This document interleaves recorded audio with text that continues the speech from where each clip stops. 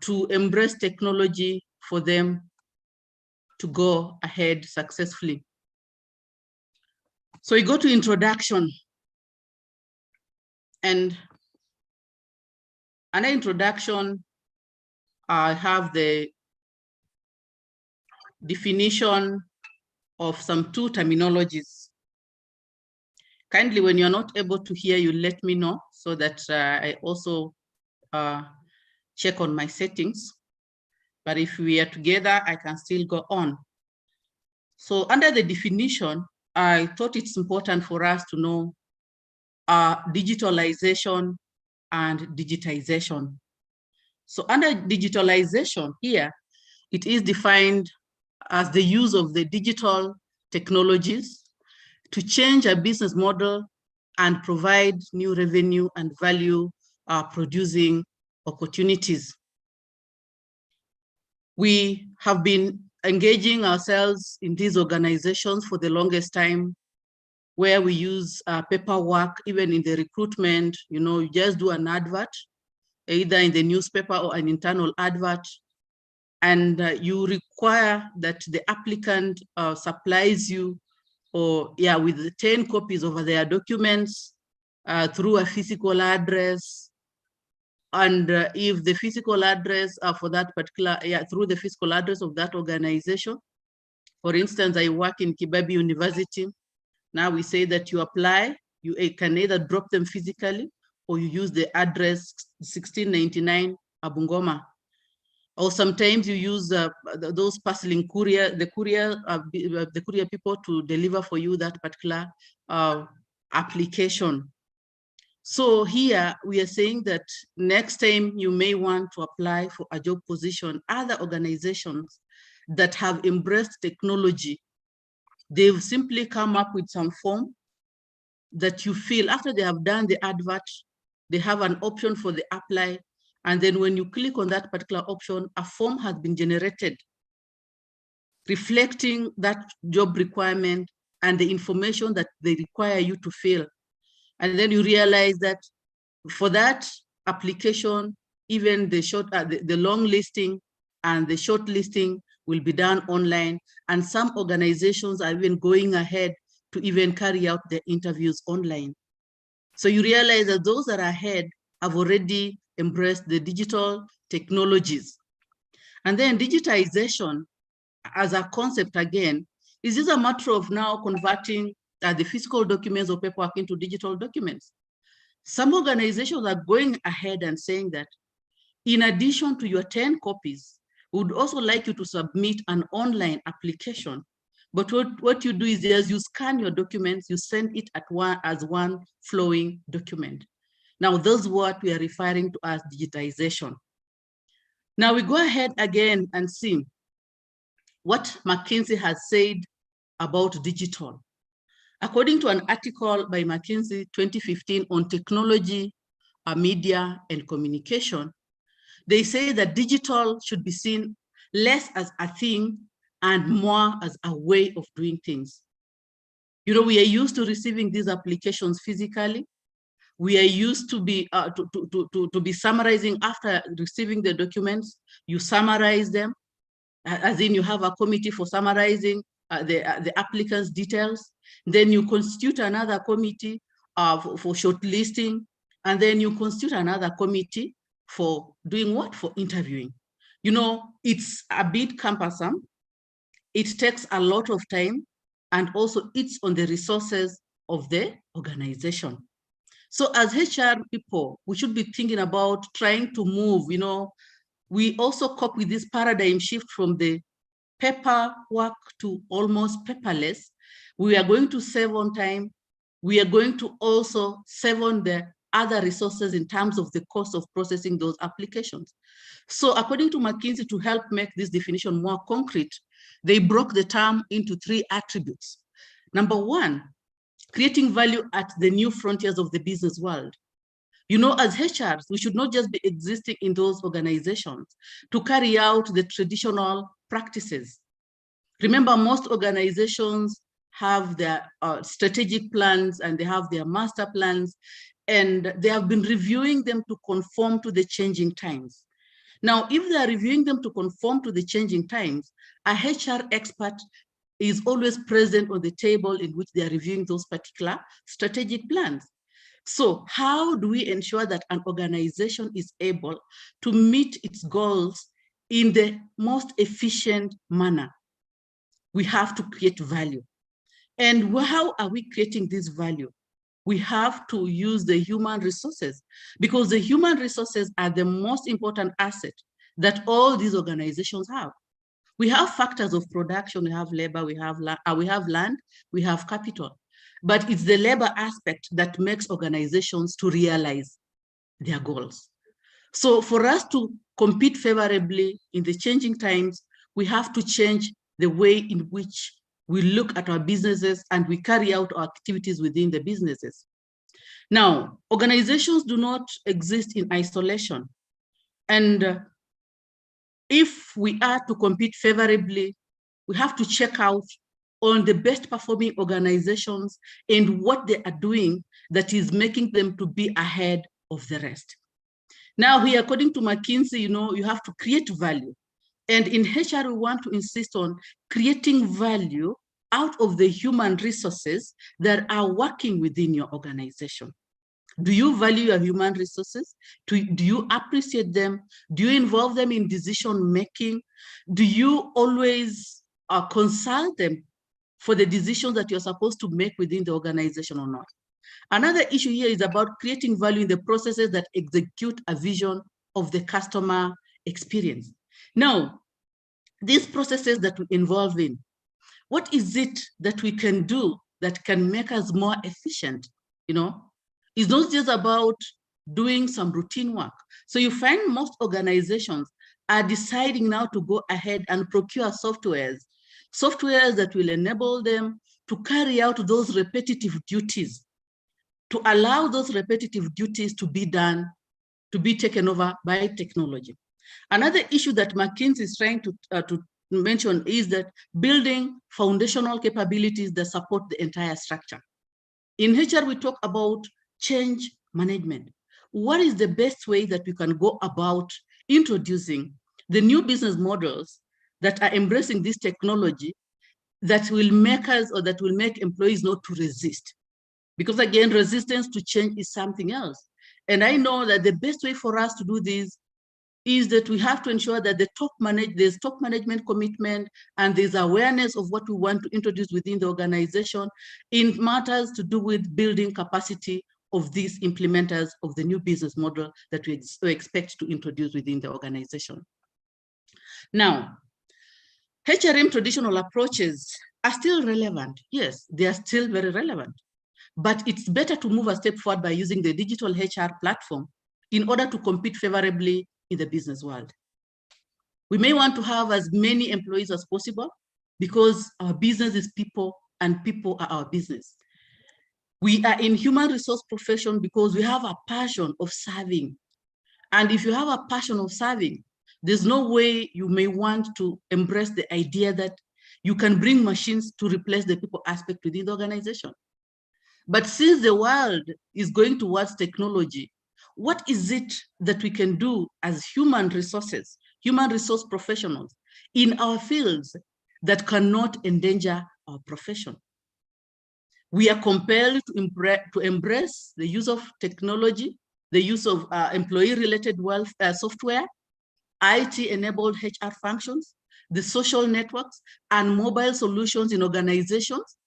And all these, as I had mentioned earlier on, was exacerbated by the onset of COVID-19 pandemic in 2020. We all remember what happened, when WHO issued its protocols, all of us were to comply. And that's why maybe, just maybe, we are still alive today.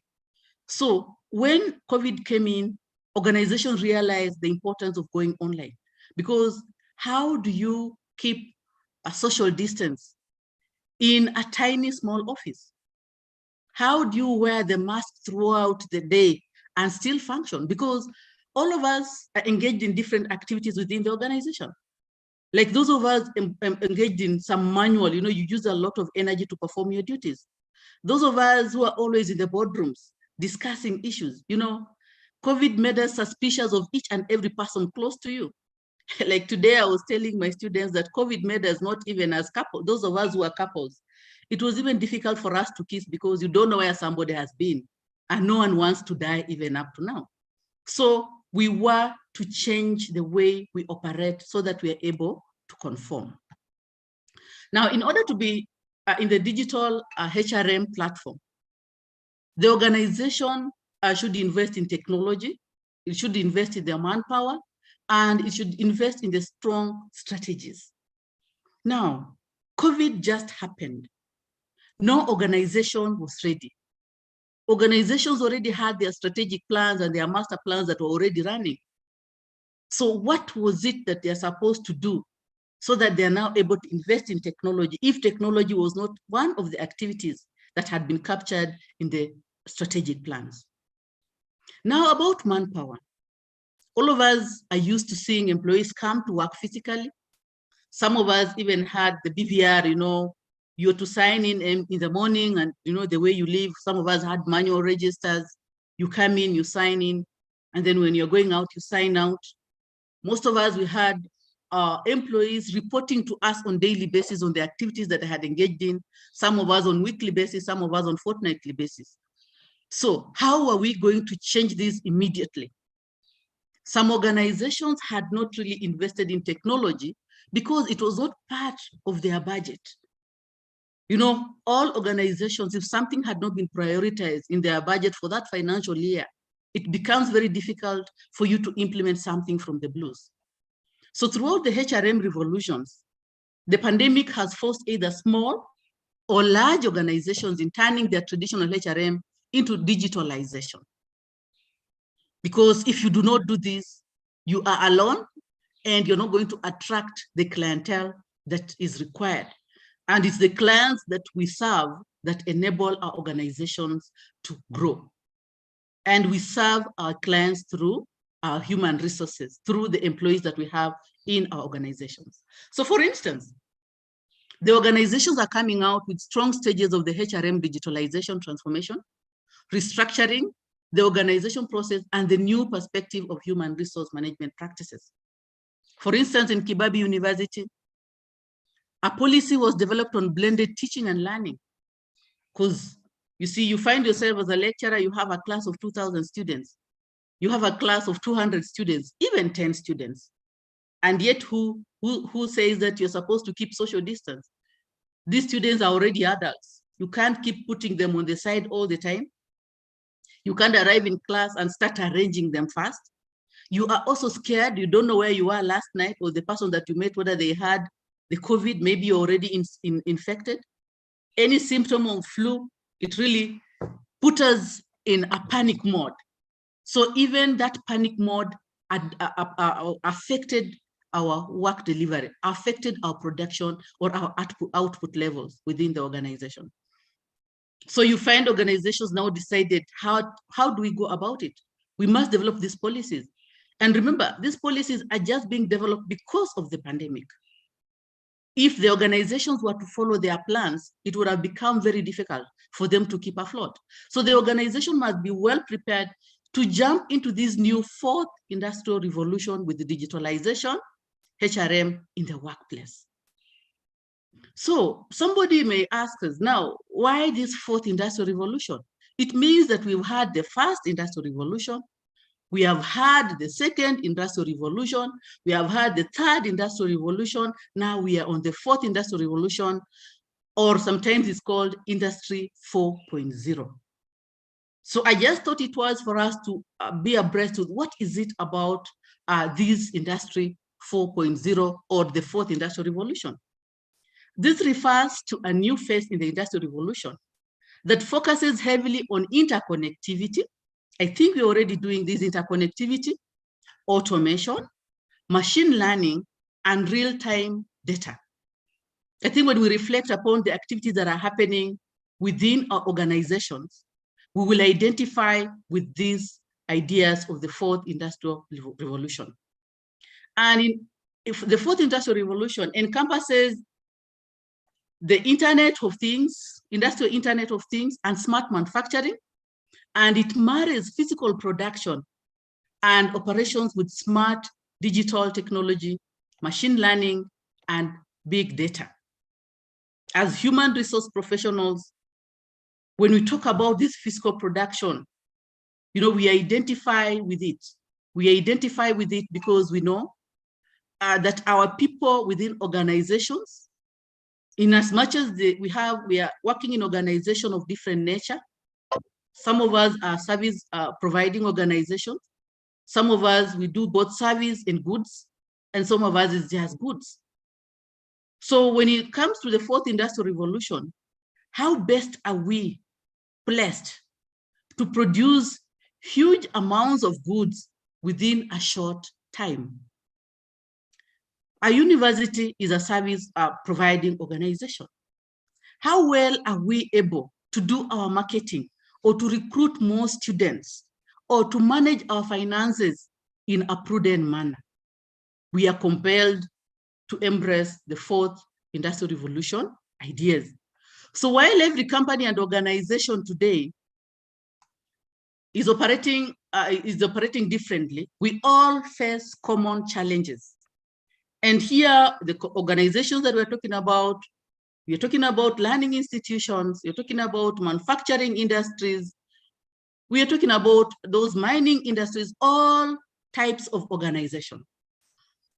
Like today, I don't want to give one size that fits all, like which one is the best way in handling this technology issue. But we realize that because these organizations are operating differently, one common challenge that is cutting across is the need for connectedness and access to real-time insights across processes, partners, products, and people. And when we realize this as human resource persons, the time we are sitting on the table to discuss the budget, the time we are sitting on a table to review the strategic plans that we have, and even the master plans that we have, we will be having the knowledge that will help us to go ahead and institute these changes the way we are talking about them. Now, there are some concepts that I came across that I know we must understand them, so that now when we are sitting on those tables to do the reviews of the strategic plan or to draw up the human resource policies that are conforming to given governmental directives, we should be in a position to understand and do as it's expected of us. Like the first one here is the ERP. I know most organizations have already bought this particular software. Even at Kibabi University, we have this software. This is a business process management tool that can be used to manage information across organizations. So it depends with the nature of the organization that you are dealing with. For us, the ERP is used to admit students into programs, to also have the data on the human resource people within the organization, to carry out financial activities within the organization, procurement issues within the organization, and so forth and so forth. And then it's also good for us to know things to do with Internet of Things. This is a concept that refers to connections between physical objects like sensors or machines and the internet. Then we have the industrial Internet of Things. It's a concept that refers to the connections between people, data, the machines that they relate to manufacturing. Colleagues, there's no way we are going to run away from technology.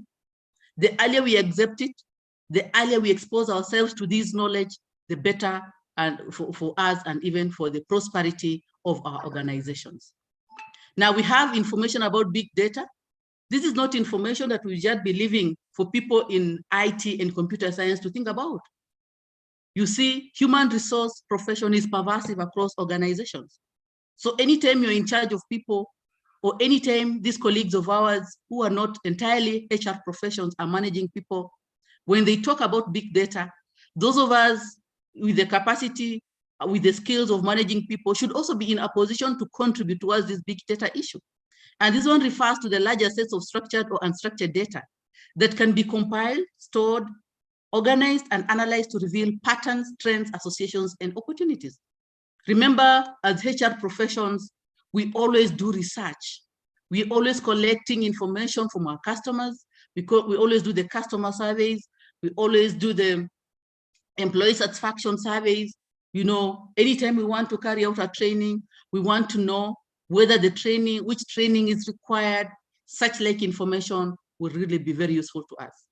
And then we also need to know something to do with AI, artificial intelligence.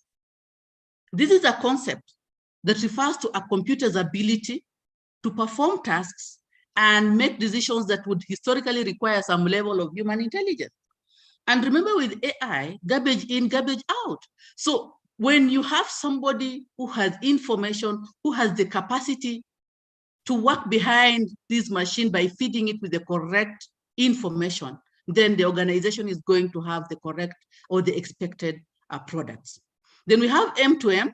This stands for machine to machine and refers to the communication that happens between two separate machines through wireless or wired networks. Colleagues, remember, even if we have these machines, there has to be a person with the capacity to manage these machines. Then we have digitization. This refers to the process of collecting and converting different types of information into a digital format. And these ones helps us for storage purposes. And why do we store information? We store information for future reference, for evidences, and so forth. Then we have smart factory. CHRP Abraham, their colleagues sending me messages that they are unable to join. Kindly activate the system so that they are able to join. Let me just check. Thank you. So we have smart factory, refers to a factory that invests in and leverages on industry 4.0 technology, solutions, and approaches. Colleagues, they say that we are working in diverse organizations. We are working in factories, industries, manufacturing firms, service providing organizations, and so forth. So this information will really help us a great deal if we expose ourselves to it and we keep learning. Then just quickly, machine learning. This refers to ability that computers have to learn and improve on their own through artificial intelligence without being explicitly told or programmed to do so.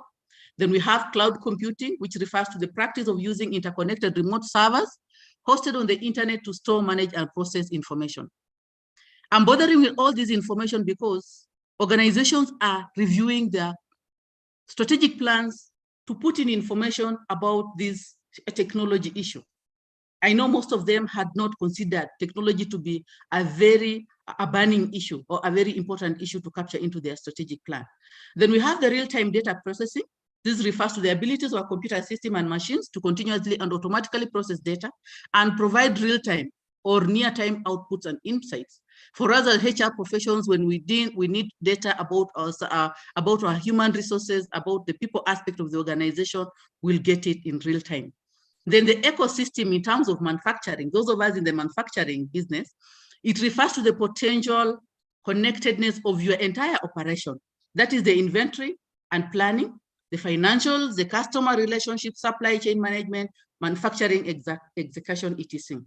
Then lastly, we have the cyber physical systems, sometimes also known as the cyber manufacturing, which refers to an industry 4.0 enabled manufacturing environment that offers real-time data, collection, analysis, and transparency across every aspect of manufacturing operation.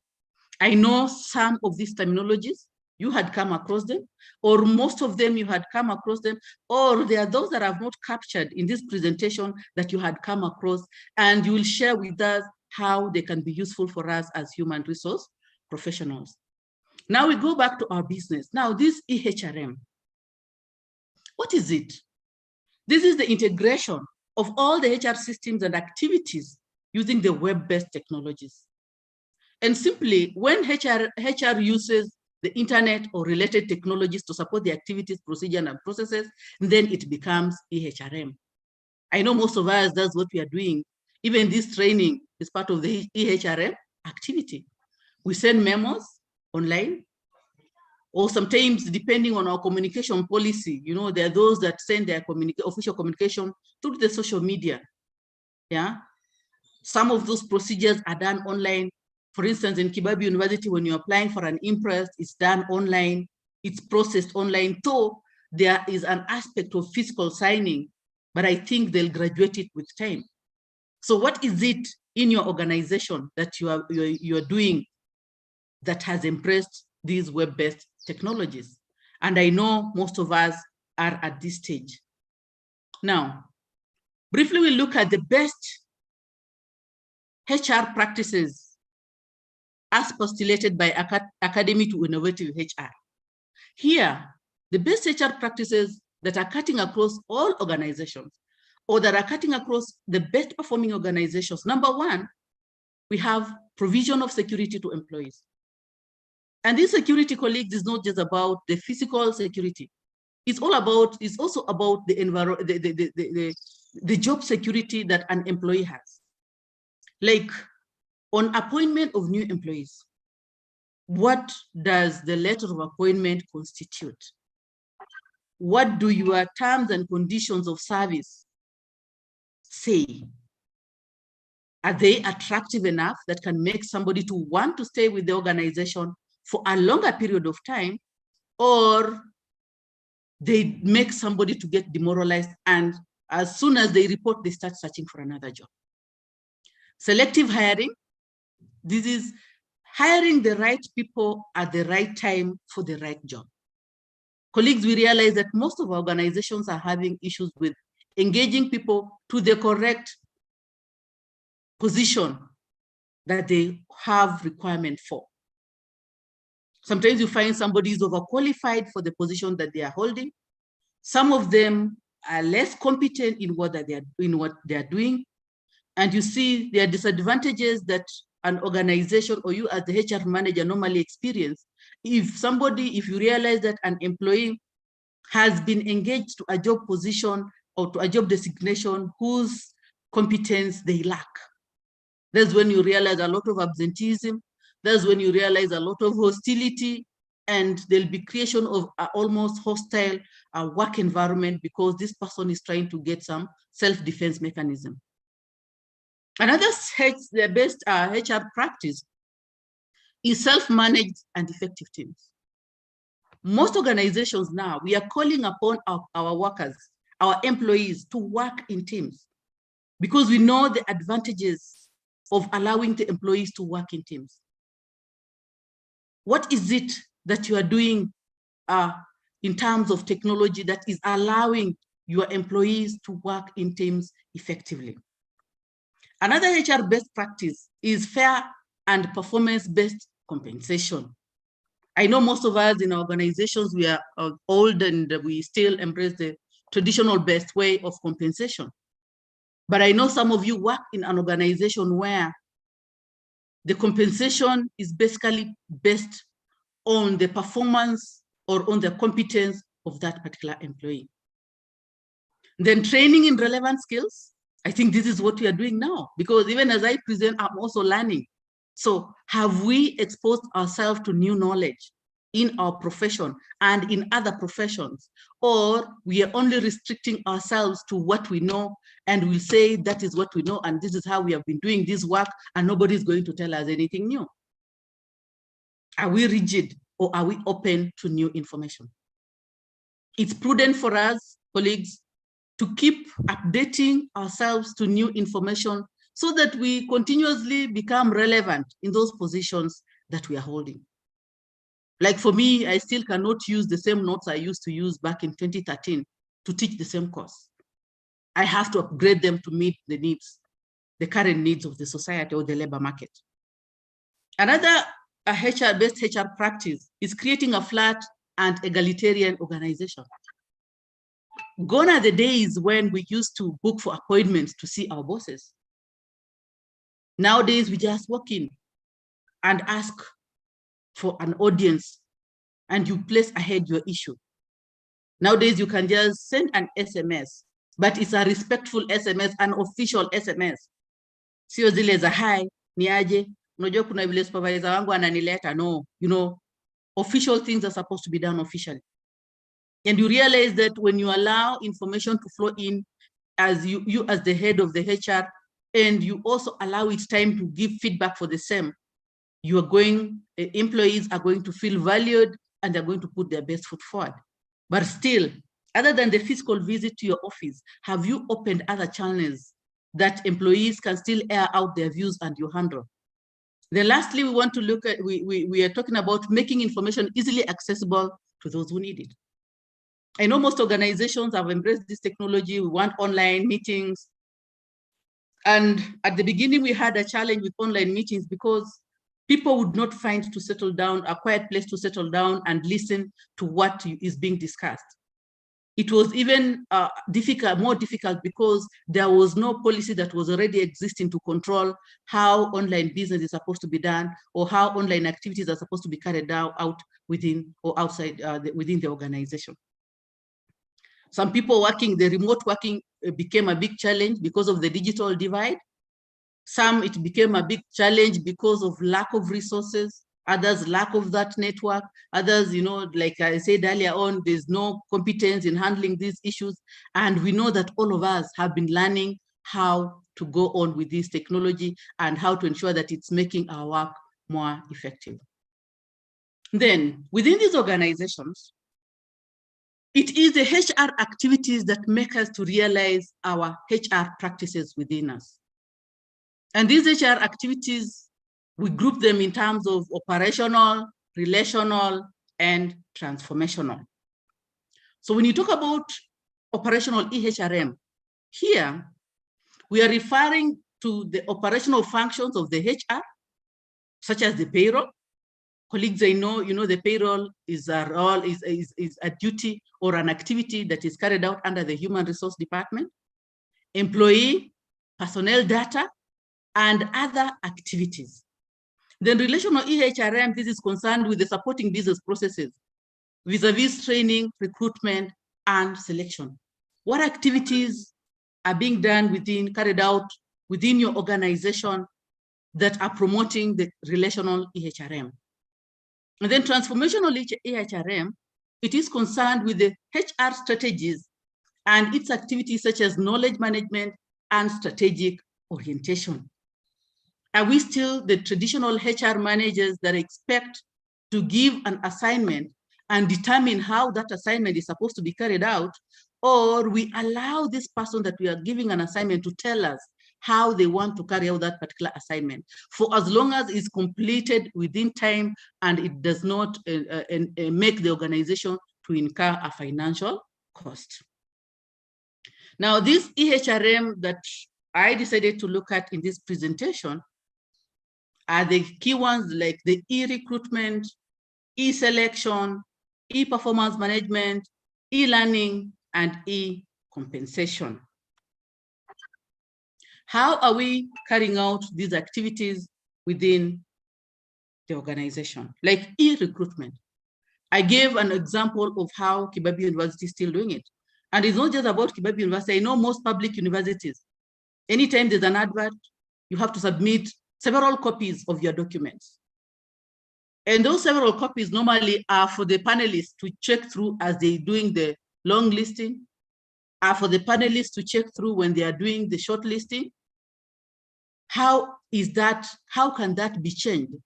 Because in most cases, if your HR policy states that for every one position advertised, you only need to shortlist 3 for interview, so that now you pick the best from among the 3. Then you realize that one advert or one job designation has attracted over 200 applications. Now, imagine these 200 applications, each one has submitted 10 copies of their document. And depending on the nature of the requirements of that job, you realize that each applicant is going to use around 3,000 to submit their application. And yet, you know that you only need 1, and 200 have applied. What is the best way? How can we serve our applicants? Because definitely we can't assume that all job seekers only want to move to greener pastures. We also have those who do not have jobs. They want to be employed for the first time.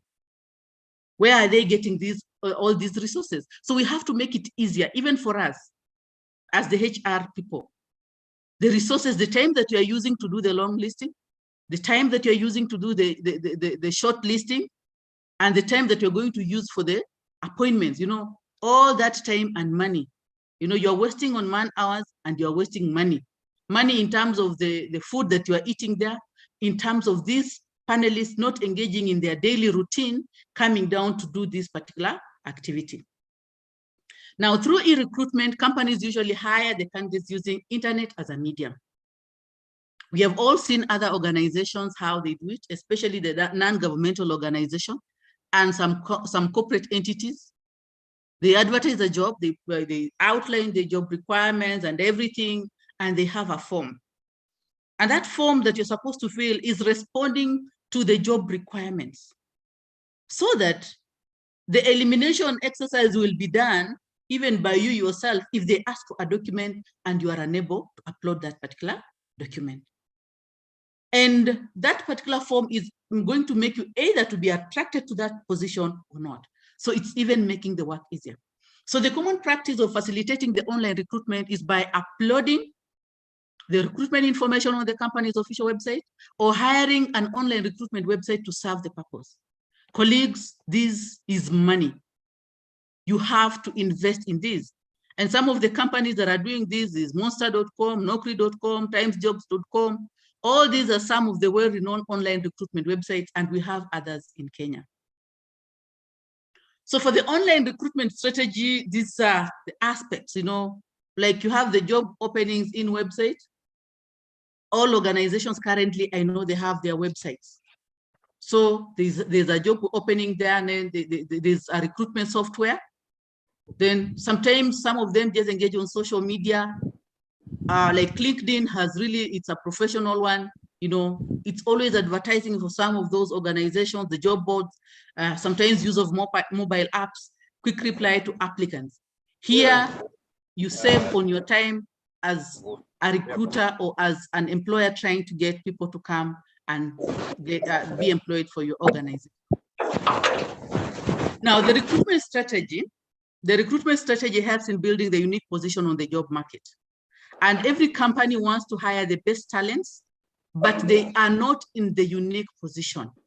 So the job applicants tend to favor organizations which seem to be attractive to them. As I said earlier on, if I open that particular form for application and I realize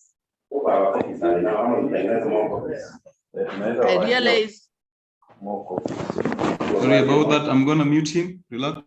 Thank you. Now, the job applicants tend to favor organizations which seem to be attractive to them. For instance, if I want to apply for a job or maybe a consultancy, and then I realize that there are some sections that are not friendly to me, I just let it slide. The smart recruitment strategy differentiates organizations from competitors. Colleagues, in all these organizations that we are working in, we always want to break that particular ceiling that has been set. We want to be the best. We want to be ahead of our competitors. And that's why these best HR practices, that's why EHRM is just mandatory for all of us. The different recruitment approach promotes the creativity of the organization on the job market. And remember, the world has become a small village. No, globalization is there. So if you decide that you'll have to carry out your work, you are sticking to the traditional way of recruitment, then you're going to lag behind. If you decide that you're not disclosing the amount of salary that is attached to that particular job designation, then you're going to lag behind, because that salary attached to that particular job designation will make somebody to decide, to make a decision whether to apply for that job or not. E-selection. Recruitment and selection are always coming together. But what is the best way? Now that we decided to upload the forms on the company website, now the HR department, using the online selection process, must ensure that each step complies with procedural requirements vis-a-vis project steps, vendor selection, assessment steps, feedback to the candidates, etc. Most of our organizations are ISO 9001-2015 certified. We have procedures. We have policies that aid in the carrying out of these HR practices. What is it that we are doing in our e-selection that is conforming to our provided for or to our approved policies that is making us not to break even? that is making us not to be ahead of other organizations. So the purpose of e-selection is to utilize the maximum human capital at a reduced cost and in less time. I know colleagues, some of us, when it comes to recruitment, it's our cash cow. We have to go for some retreat somewhere. And remember, as you're going for a retreat, it has its own advantages in terms of money, in terms of the physical location. You know, when we sit in our places of work, it becomes monotonous. But when you hear there's a retreat for shortlisting in Kisumu, Eldoret, Mombasa, Naivasha, some organizations even take their panelists even to Dubai International to go and do what? And do this issue, to carry out this activity. So we are going to miss on that money. We are going to miss on that exposure at the expense of the development or the growth of your company. So some of these sacrifices we must just accept well in advance. So how does the selection process go like? Every organization has its own way of carrying out this particular selection. Initial screening, a completed application, employment test, comprehensive interview, background examination if required, medical, physical examination, permanent job offer, or conditional job offer in case some of those particular issues have not been met, and sometimes an applicant is rejected. So what is it that we are doing on our HR policies that is going to conform with this, and is going to be conform with what we have been doing? Is the e-selection going to affect the way, the quality of the appointees that we have within the organization, or is it going to ensure that we only engage those that are meeting the qualification? E-performance management, I know some of us, you know, our performance appraisals are done online. Many companies are making use of the web-based technology to evaluate the performance of an individual. And it's important for us to always evaluate the performance of employees within our organizations, because we want these employees to add value to the organization. Some colleagues are on being appointed, they meet all their qualifications.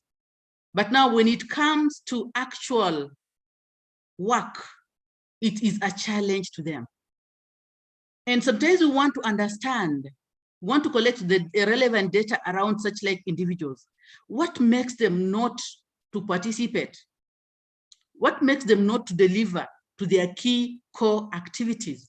So the e-performance management helps us, you know, when you carry it out, you realize why a person is unable to meet their targets in a given period of time. They may give you their reasons, and you may also give them the feedback or the how you give them a way forward on how they're supposed to do it. So this can be done either using the computer monitoring tool, wherein the complete working of an individual can be recorded, or through writing the reviews and generating the feedback on employees' performance using the web portal. So in as much as it's online, I'm appraised online, I'm also supposed to be asked, in case my supervisor is unable to understand what I've placed or what I've written, they are still supposed to ask me so that we engage and get to understand why I am being unable to deliver to my duties. Now, with the e-performance management, basically, even physically, we do the performance standards. You know, you must have the targets. You define the appraisal period. And after defining the appraisal period, you must have the standards. You know, what is the target? You know, what do you want to do with this particular period? Like for my position as a lecturer, what am I supposed to be doing with this particular period? Supposed to teach, I'm supposed to set exams, I'm supposed to mark and submit on time, I'm supposed to carry out research and present in an international conference, I'm supposed to present in a webinar the way I'm doing and such like issue. Then after setting the standards, and then you look at the measurements, how do you refine the indicators, you know? Because when you have the indicators, they'll guide you on how to measure the performance of this particular person or employee.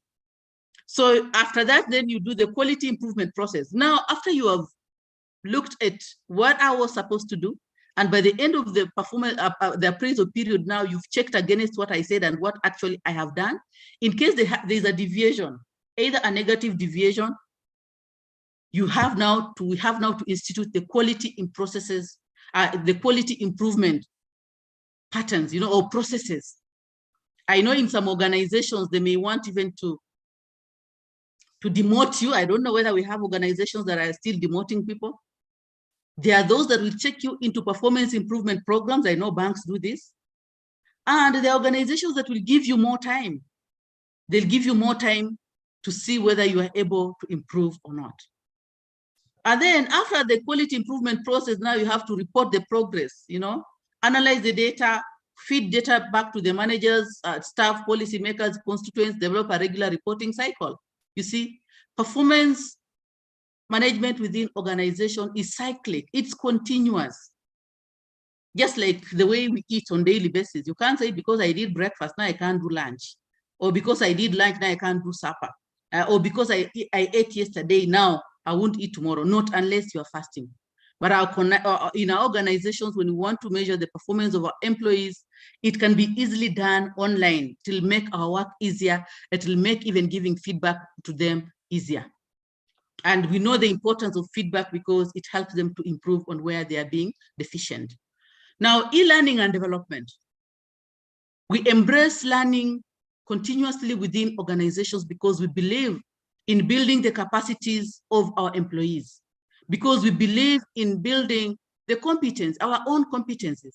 As I said earlier on, we keep training, we keep learning, so we are abreast with the new issues, so we are abreast with the emerging issues in our professions, and we are also becoming proactive in our profession. We don't wait for something to happen before we seek out to look for a solution. We try our level best to nib it in the bud, so that now, when you're proactive, it will save a lot of cost, it will save a lot of time. So here, e-learning and development, it means using the internet or organizations' intranet to facilitate the training and development programs for the workforce. Getting the online modules of training, a large number of employees can be covered irrespective of their locations. Colleagues, I said that this online thing is also denying us some cash, but it's also being convenient. It's making our work to be more convenient because I can be trained from wherever I am. I don't need to incur that cost. I can be trained from the comfort of my own home. I know some of us, even as we are going through this, we are taking either some drink there, wherever we are. We could be having our late lunch and so forth and so forth. So getting the online modules of training, it has its own advantages. But again, we ask ourselves, what about the security of this information that we are sharing with the people online? I think we'll handle that later. So when you want to develop an e-learning process within an organization, first of all, you have to set the instructional goals. Just like we do the training needs analysis, you can't just come from the blues and say that now today, colleagues, I want you to train in report writing. Can you come so that I train you in report writing? No, you have to ascertain the need of that particular training process. And here we are insisting that now you have to come up with a module that does it online to make it more effective. You can have the Google Forms, can have some questions asked, or you can carry out a survey online so that now you ascertain the type of training that is required. Then after ascertaining the type of training that is required, then you come up with a design process, what will be the objective of that particular training? What are you going to attain? Or what are the participants in that training going to attain by the end of that particular training? Then 3, development, you identify the resources in terms of those that are going to facilitate in that training, the resources in terms of the reading materials, and the resources in terms of time. And then you launch the learning solutions, you engage the participants in a training the way we are doing now, and then you evaluate. Every after training, colleagues, you must evaluate. Was the training effective or not? Because sometimes we may validate that the training was indeed required, but by the end of that training process, you realize that it is even more difficult. It has even made it worse for those who had been trained. CHRP, I don't know what happens. The colleagues are still asking me that they are unable to join. Kindly allow them in. I'm not seeing anyone on the waiting bay, but if I see any, I will admit them. Okay. Yeah. Let me just do them a message. Sorry for that. Okay. We go on now. We go to e-compensation. E-compensation has also enabled us, wherever you are. Like for us who work in Kibabi University, the payslip just pops in. You know that now the salary after the payslip pops in, our university banks with KCB. If you're in KCB, you know the salary you pick, you can do it, you can take it immediately. If you're in other banks, you know that after 1 or 2 days, you are able to access your money. Now, an organization using the compensation management online enables it to gather, store, analyze, and distribute the compensation data or information to anyone at any time. And also the individual can access electronically distributed compensation software, analytic tools from any place in the world. So regardless of where you are, you're still able to access your money or your salary. And for us, you know, when we compare in the past where you would get your physical payslip, and in case this payslip has an error, you can still communicate to the generator online and they can still rectify. So you don't need to really travel all the way. Now, briefly just to look at the benefits of adopting digitalization. All of us know the benefits.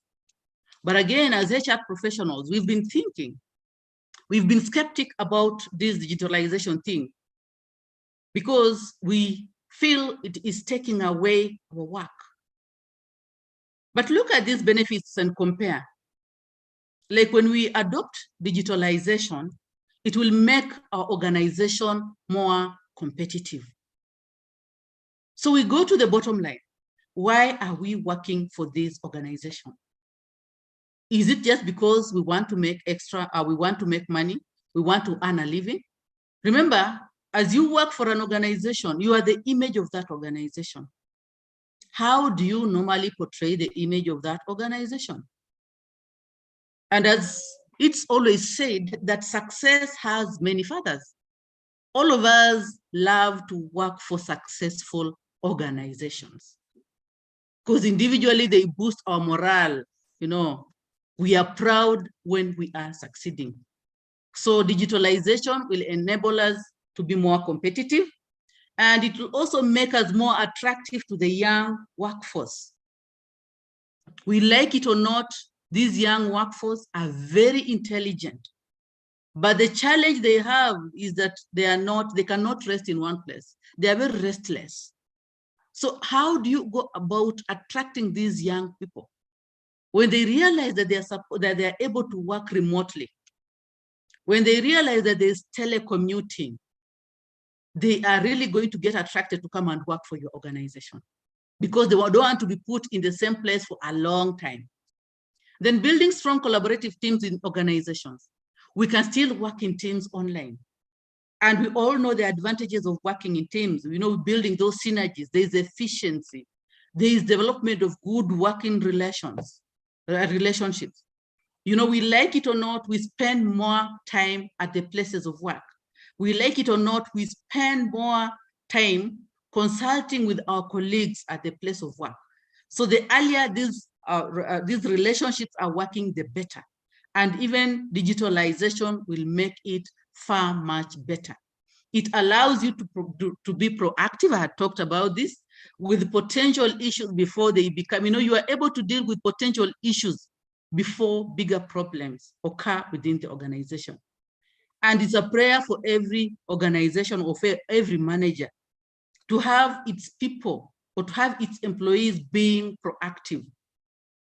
Sio kujua machine inaenda kuharibika and then you wait until inaharibika. Wewe unajua wewe ni driver, ukiona gari inaanza kupiga kelele, badala useme mapema hii gari ni kama iko na shida, you wait until it stalls so that you stay away from work as the vehicle is being rectified from a garage. It also allows organizations to trim costs, boost profits, and fuel growth. Colleagues, trimming costs will depend with the type of software that the organization is procuring at any one given time. It may be expensive if your organization is small, or even if it's big, it may be expensive at the onset, at the time of buying or purchasing that particular software. But in the long run, you're going to find that you're going to trim the costs. It's also going to boost the profits because of its efficiency. And when the profits have grown, then the organization will also grow. Then challenges, for everything that we want to engage in, we have to look on the other side. What challenges do we anticipate? Number one, security of the business and client data. Like for us at the university level, we are thinking about, we are doing the blended mode of teaching, uploading our notes online, and then we are thinking, what about the intellectual property rights? Are we going to get ourselves out of these jobs? Because after all, the institution will have your notes for the topic, for the course. Then they'll start using one person to teach your course. What is it secure? The data that is collected from the clients, the data that is collected by the organization itself, on the organization itself, is it secure? Which security mechanisms have you put in place? Good thing I've seen the next webinar will be talking about security of data for businesses. Then whether the employees will support the new proposed change. Colleagues, when we're dealing with change management, what is the procedure? Which one do we start by doing? Normally, when we want to institute changes, it has to have the top management support or commitment. And then you do the awareness of everyone, and then you have a session so that you pick on the brains or you pick on the contributions of these employees, and then by the end of the day, you come up with a resolution of the same. Whenever we want to institute changes and we want to let them over to the employees without having sensitized them, it becomes a challenge on us. And that's when we experience resistance to that particular change, resistance to that particular business model that you want to introduce in your organization. Then we have resources to support implementation of the new business model. We talked about budgeting, we talked about the master plan, we talked about the strategic plan. The moment the activities have been prioritized in the strategic plan and have been budgeted for, and something else pops up, it becomes a huge problem to the organization to deal with that particular issue, especially when it involves the resources. And here, the resources we are talking about is the human resources. Have you built capacity in these people? Like if you, at the onset of mounting the e-platform for blended teaching, there was that issue of digital divide where now, the lecturers have been trained to teach online and the students were trained, but most of them did not have the gadgets to access that information. So, with such like teething problems, it's still being handled and eventually will be where we want to be. But here we have the challenges to consider here are the resources. And these resources, can you via? Yes. And if it's about training or building capacity of the lecturers or the students, are we able to provide for this in-house training? Because now even these trainings, if you do them, you outsource an external trainer, it becomes even more expensive. You outsource from within and they do a thorough job, it still serves the purpose. And then the last challenge is about competence in handling the new business model. You can't just come and introduce something without teaching people on how to handle that particular issue. Like if I have to work behind a machine, I need to be competent. I need to have the skills to handle that machine. So it's important for us, in as much as we may have inadequate skills in handling an issue, we build the skills first as we introduce this particular business model. Then we deal with the teething problems. For any change that is introduced within the organization, we cannot lack the challenges. And it's the challenges that enable us to work and become the best in what we are doing. Colleagues, to wrap it up, technology has come. We are in the 4th industrial revolution. We have to shape in or shape out. Thank you so much.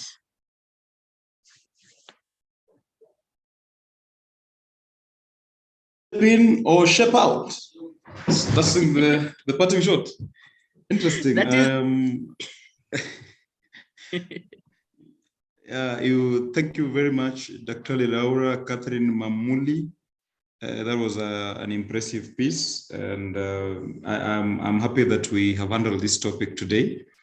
I wish to let the panel to have Q&As, if any, compliments, and if someone is free, can have something to say before we go into the nitty-gritties. Members, if there is anyone who has something to say.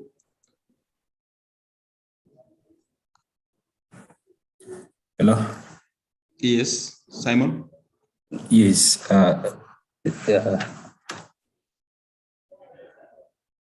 Yes, good please, afternoon Simon. to all of us. Good afternoon to all of us. Good afternoon, Simon. First of all, I want to thank the host, of course, Dr. Laura, my lecturer. I actually thank that very much. I was actually discussing that issue 2 or 3 days back. I just want to maybe know, in terms of like we talk of, Doctor was there talking of, like, let's take Kibabe, because I'm also one of the students in Kibabe. Yes, Kibabe have the ball of ERP, which actually it is running their system for the whole university.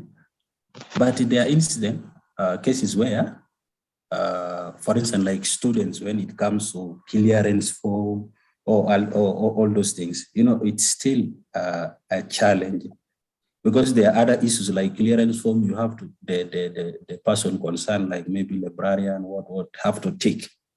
But now with this digitalization, how sure that this person have confirmed that this person have met all the requirements? Because you can take, yes, it's a matter of maybe you take, I don't know, doctor, maybe you can help me on that way. Thank you. okay, Simon, thank you so much. As I said earlier on, anytime we are instituting changes within the organization, we cannot lack the teething problems. And as we go ahead, you know, we get to understand how the system works and its disadvantages, so that now we address those disadvantages as we move on. Because if we do not institute the changes, like now we do not embrace technology, we are going to be left behind, and it may not even attract our organization, our institution may not even attract other people from outside Kenya or even within Kenya. So with all these changes, and some of them would come abruptly, you know, most organizations plan for their changes. But with the onset of COVID, we were all compelled to embrace technology because of the COVID protocols. Otherwise, for each and every organization, there's no one size that fits all, but it's up to us to customize and know what can work for us, and we give us a timeline for us to be efficient. Thank you. Just to add on, Dr. Thank you, Doc. Simon, you need to understand that sometimes when we introduce these changes or technology, people tend to be resistant to that kind of change. So the only thing we need to do, we need to involve them from the onset, that they are part of the team. So you make them first get interested, you involve them, and then they will be part of the change. And of course, sometimes when you look at the issues that you've mentioned about the ticking and that kind of, you know, we will have specific rights to access on such like platforms. So it's something that when you embrace it slowly, everyone else will be up and running in terms of embracing such like changes. Any other comment from colleagues? I'm seeing very many messages. People are saying good presentation, Daktari. I think you've done a good job, Dr. Laura. I've seen quite a number. I've seen Christine. I've seen someone with a name similar to yours. I've seen Mercy. They're saying thank you very much. I'm saying we have quite a number of comments from colleagues. Do we have any other comment from colleagues apart from the messages, so that we wrap this up? Yeah, they need to help us know, especially the HR practitioners, what is working for them and how are they doing it. I could have just talked about an idea that may not even be working? How are they doing it in the organization? Okay. What have been the challenges other than what I've mentioned? Yeah. So any other comment from colleagues? Dr. CHRP Emeritus Enane, are you there or you left? I am here. First of all, I just want to appreciate Daktari is so clear and she has such a good voice. I wish I was in her class in Zimbabwe. I love it because you are just so clear and Thank you. You don't beat around the bush. Very good presentation. Thank you very, very much. Welcome. Thank you so much. Probably just to add on that, we need to be aware of what is happening. The last presentation we had was on emerging issues. And this is a very immediate emerging issue. We are still in that process of the Industrial Revolution. And it's an emerging issue, and I think it has been really brought out well, so that us as practitioners, as HR in the marketplace, we are able to understand, especially after the issues that have come in of COVID, that these things will not creep in on us. They will just stand, they will just come, pop, and there we are, and we must change immediately. So I really appreciate this presentation, especially the clarity with which Daktari has shared with us. Thank you so much. Great presentation. Most welcome. Thank you, Vice Chair Emeritus. You're also very candid sometimes, so I did deliberate to see whether our facilitator today was okay. I've seen my good friend and lecturer, Professor Robert Egesa, somewhere. Are you still around, Prof? Prof? Or he disappeared? He came in a little bit late. Any other presentation? Any other comment, compliment, complain? If we have any. I saw a hand from Joyce Ayesiga. Yes, Joyce, you unmute your mic when you proceed. Are you able to hear me? Sure, yes, we are. Yeah, good afternoon all. Thank you so much, Daktari. It was really such a good presentation. And I love the fact that in a changing situation, especially when we are having advancement in technology, global markets, and the changing demands, it is always good to look at how we could incorporate the aspect of digital technology in our HR practice. This one can be a good strategy, especially with the social distancing, the issue brought about the pandemics, something which is causing people to work from home, the virtual works, among others. What I've learned is that it is increasing supervision when you go to performance management supervision online, reducing some costs, especially, for example, if people are working from home, there is going to be reduced costs on commuting them from the premises of the organization. It is a really good aspect, and if we incorporate such a practice, it is also going to help us in managing our data, other than the manual one, reporting face-to-face. So it is really a good idea. Thank you so much. Yeah, thank you very much, Joyce. You brought a very nice discourse in terms of data management. And I think we had that topic sometime last week or the week before last week. And we realized that the most important aspect here is not about the people looking at the information that is concerned. It's about how this information is managed. And I think that you have helped us understand the gist and the nitty-gritties of what is supposed to be expected from us. Do we have any other comment? Yeah, hello. Yes, Terry, coming. This is Terry. Yes. Just a compliment to Daktari. my mentor and my lecturer. I'm proud of you. She has made me to be where I am. All right. And a very polite consultant. I wish you all the best, Dr. Thank you. You are moving far. Thank you. Thank you. Thank you. Okay, iko mtu amefanya campaign hapa. Any other? Any other comments?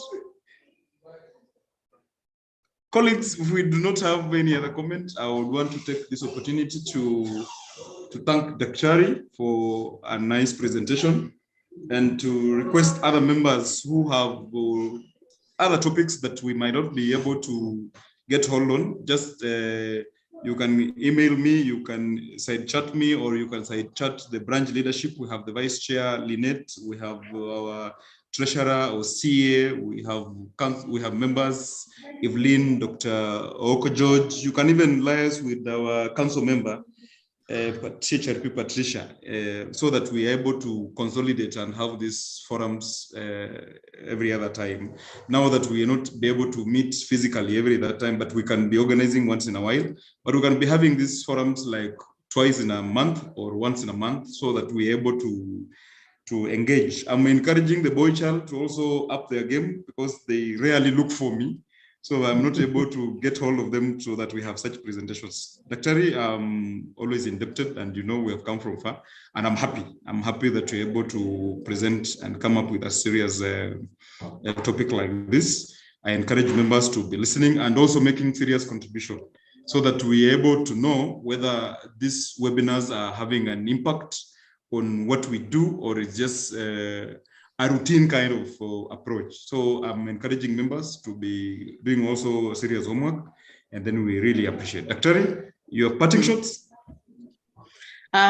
Just to humbly thank the participants for today and the contributions that they have made, and to also encourage us to keep on searching for new knowledge and to keep looking for the best way of embracing this technology, so that we are not taken out of our jobs and unawares. Thank you. Thank you very much, Dr. Can we have a word of prayer from one of the colleagues, so that we close up with a word of prayer? I will pick some person if we don't have any. Joyce, are you still there?